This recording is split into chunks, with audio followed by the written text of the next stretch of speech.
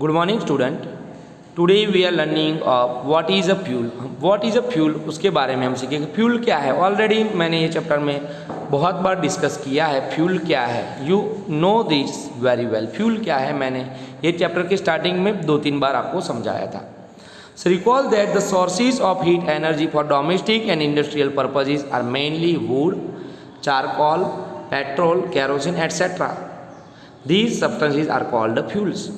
Recall that the sources of heat energy मतलब heat energy पाने के लिए जो सोर्सेज होते हैं for domestic and industrial purposes are mainly wood, charcoal, petrol, kerosene. You can add also diesel, CNG, LPG सब add कर सकते हो आप. So these all substance are called fuels.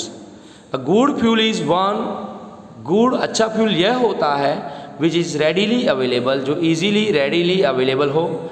It is cheap जो प्राइस में सस्ता हो.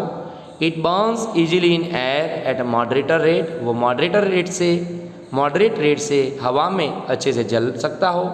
It produces a large amount of heat उसमें से ज़्यादा अमाउंट में हीट प्रोड्यूस होती हो. It produces a large amount of heat. It does not leave behind any undesirable substance वो अपने पीछे अनडिजायरेबल मतलब अनचाहे जो हमको काम में ना है हमको पॉल्यूट करे ऐसे सब्सटेंस ना देता हो. It is a good fuel उसको ही क्या बोलते हैं गुड फ्यूल. पर ऐसा कोई गुड फ्यूल अभी तक बना हुआ नहीं है. There is probably no fuel that could be considered as an ideal fuel. There is probably no fuel ऐसा कोई फ्यूल नहीं बना है that could be considered as an ideal fuel. आदर्श फ्यूल ऐसा आइडियल फ्यूल हो ऐसा अभी तक कोई बना नहीं है. We should look for a fuel which fulfils most of the requirement for a particular use. We should look for a fuel हम ऐसे कोई थोड़े फ्यूल देखेंगे which is requirement for a particular use जो हमारे पर्टिकुलर यूज में use हो. So fuels differ in their cost. Fuel की कॉस्ट डिफरेंट होती है. Group them as solid and some fuels are cheaper than other जबकि कई फ्यूल दूसरे से सस्ते होते हैं. Make a list of fuels familiar to you आप जो भी फ्यूल जानते हो उसका लिस्ट बनाओ. Group them as a solid, liquid and gases. उसमें सॉलिड, लिक्विड एंड गैसेस अलग अलग फ्यूल आपको लिखने हैं और उसका बॉक्स में 6.3 में लिखना है. Now fuel efficiency. Suppose you are asked to boil a given quantity of water using cow dung, coal and LPG as fuel. आपको कोई भी क्वांटिटी दी गई है पानी की और आपको बोला जाए कि इसको पानी को उबालो. Boil a given quantity of water. So आप काउ डंग यूज़ करोगे, कॉल यूज़ करोगे या LPG यूज़ करोगे. Which fuel would you prefer तो आप कौन सा फ्यूल यूज़ करोगे. Obviously your answer is LPG. So आप LPG ही यूज़ करोगे क्योंकि LPG में पॉल्यूशन नहीं होता है और इसमें हीट ज़्यादा प्रोड्यूस होती है. LPG से काउ डंग या कॉल से जल्दी पानी गर्म होता है. गिव योर रीज़न मैंने आपको रीज़न बताया. You may take the help of your parents आप अपने पेरेंट्स की भी हेल्प ले सकते हो. Do these 3 fuels produce the same amount of heat क्या तीनों सेम अमाउंट में हीट प्रोड्यूस करते हैं. No. Complete combustion of 1 kg of a fuel is called its calorific value. Complete combustion of 1 kg of a fuel is called its calorific value. So 1 kg fuel को complete combustion होने में जितनी heat energy produce होती है it is called calorific value. And the calorific value of a fuel is expressed in a unit called kilo joule per kg. तो उसको जो unit में दर्शाते हैं उसकी एनर्जी को it is called kilo joule per kg. Calorific values of some fuels are given in table 6.4. यहाँ पे डिफरेंट सब्सटेंस की कैलोरीफिक वैल्यू दी गई है. So cow dung cake 6000 to 8000 kilo joule per kg. Wood 17000 to 22000 kilo joule per kg.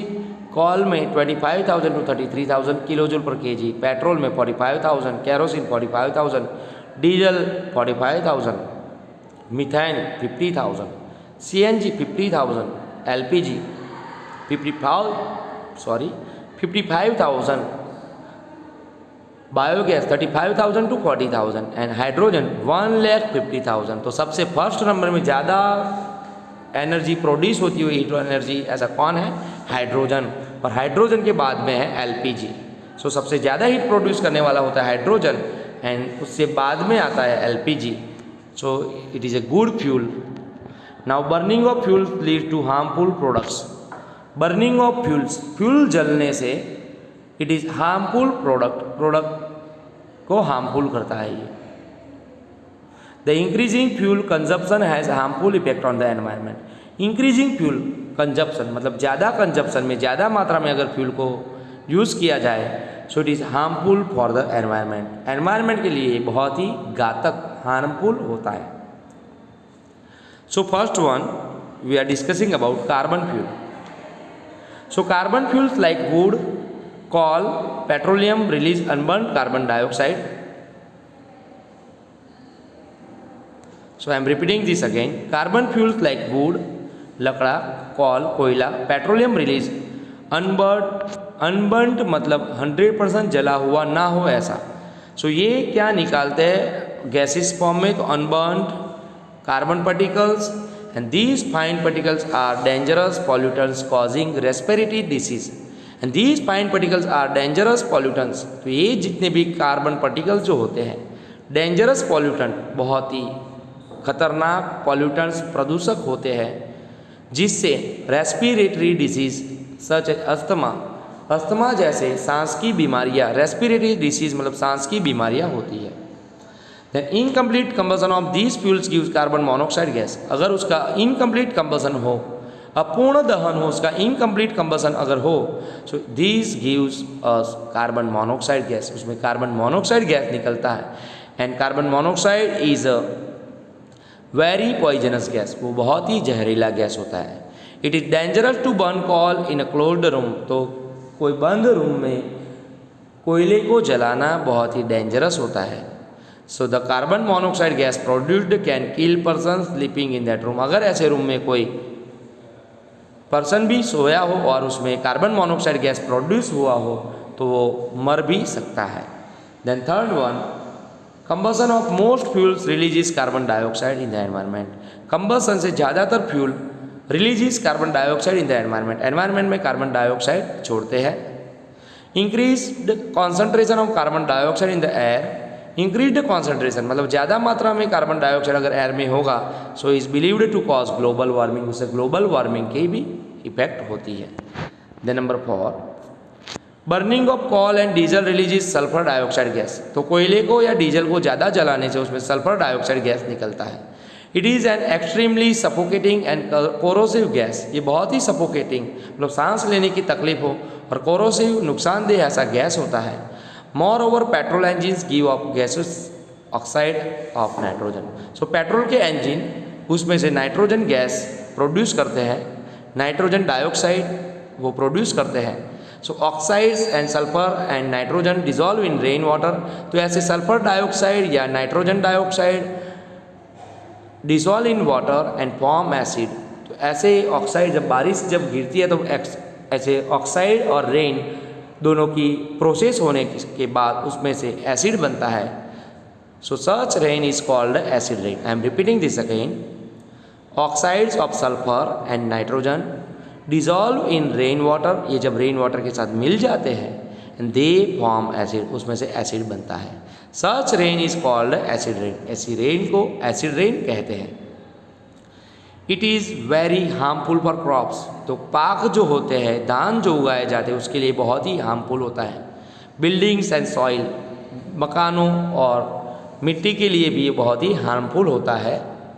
You have already learn about it in class 7 में आप अच्छे से एसिड रेन के बारे में सीखे हो। So the use of diesel and petrol as fuels in automobiles is being replaced by CNG। तो अभी के समय में डीजल एंड पेट्रोल की जगह CNG ने ले ली है। CNG का फुल फॉर्म है कॉम्प्रेस्ड नेचुरल गैस। तो एग्जाम में आ सकता है what is the full form of CNG। So full form of CNG is compressed natural gas. So because CNG produce the harmful products in very small amount. तो CNG में another जितने भी substance है उससे कम मात्रा में पॉल्यूशन होता है। CNG is a cleaner fuel. CNG cleaner मतलब साफ फ्यूल है, इसीलिए हम CNG यूज़ करते हैं। We are using CNG more than petrol और डीजल। तो यह हमारा ये बहुत ही लंबा लेसन ख़त्म हुआ। अब मैं आपको कल आगे के जो चैप्टर में जो फिलअप जो कराना था वो आपको भेजूँगा। तो आपको यहाँ तक चैप्टर 6 तक सब रीड करते रहना है, लर्न भी करना है अच्छे से। अगर समझ में ना आए तो वीडियो रिपीटली भी आप देखो। अगर फिर भी कुछ समझ में ना आए तो आप मुझे पर्सनल में मैसेज करके या फ़ोन करके भी आप मुझे पूछ सकते हो। सो आपको अच्छे से लर्न करना है और तैयार भी करना है। ये आपके आगे के स्टैंडर्ड में भी ये टॉपिक साइंस के आपके आगे भी काम में आएंगे। सो आपको निगलेक्ट नहीं करना है इसको। Okay, all of you, thank you very much.